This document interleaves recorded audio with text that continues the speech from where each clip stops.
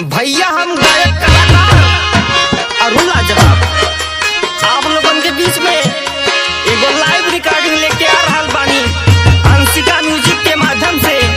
हमके आशा ना पूरा विश्वास बा कि आप लोगन के पसंद आई।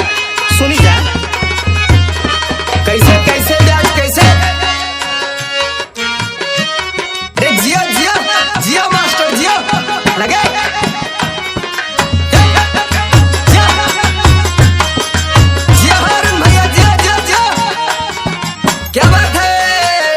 हमर जियल भइल दुसुआ जे मास्टर जे तांदो हमर जियल भइल दुसुआर ए राजा तू छोड़ी गइला। हमर जियल भइल दुसुआर ए राजा तू छोड़ी गइला। का बात भैया भैया अरे तोहरा जवाब नहीं खे हो लगल भैया आगे कैसे और का कहतिया। अरे का कहतिया जाए के रहे तो हमके कहलियैला रोई रोई से जिया पे रतिया बिताइला रोई रोई से जिया पे रतिया बिताइला। जाए के रहे तो हमके कहलियैला रोई रोई से जिया पे रतिया बिताइला रोई रोई से जिया पे रतिया बिताइला।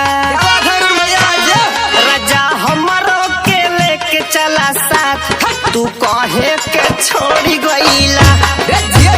राजा हमारो के लेके चला साथ तू कहे के छोड़ी गइला।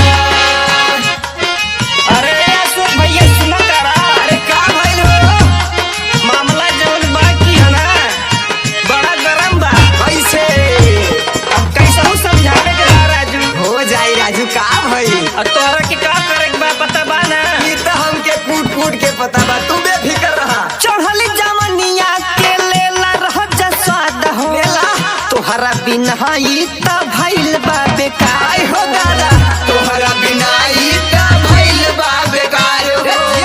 चढ़ली जवनिया के लेला रह जा स्वाद हो तोहरा बिना ई त भइल बा बेकार हो तोहरा बिना ई त भइल बा बेकार हो। जाबे चेक ले ला भैया आवाज से जिया के लूट ला लहार तू काहे के छोड़ी गइला।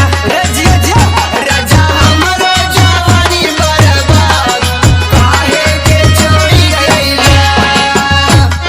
अरे गोलू भैया कहां बाड़े हो आई कोरा में घुसे बाड़े कोरवा में अरे कौने कोरवा में जा घुसल का भैया वही जे हे देखी कहां देखतानी काहे हारून मुस्किया तड़े का देखी अरे वो नंबर में लगल है भैया बोल कोयलिया राजा दिलवा हो दुखाला सोचल सपना वही नइखे सजाला सोचल सपना वही नइखे सजाला सोचल सपना वही नइखे सजाला। बोल कोयलिया राजा दिलवा हो दुखाला सोचल सपना वही नइखे सजाला सोचल सपना वही नइखे सजाला। विकसवा ले गई काहे भैया अरुण हमारा से कई गइला काहे के छोड़ी गइला। बदल गइले भैया हमरो जवानी बर्बाद तू काहे के छोड़ी गइला। अरे हमार छोटकी कहां गए हो ओहो कहूं घुसल हुई है भैया मनोहर बहुत पछिया रहा है ना ना आजकल विकास के चक्कर में लगल हवे।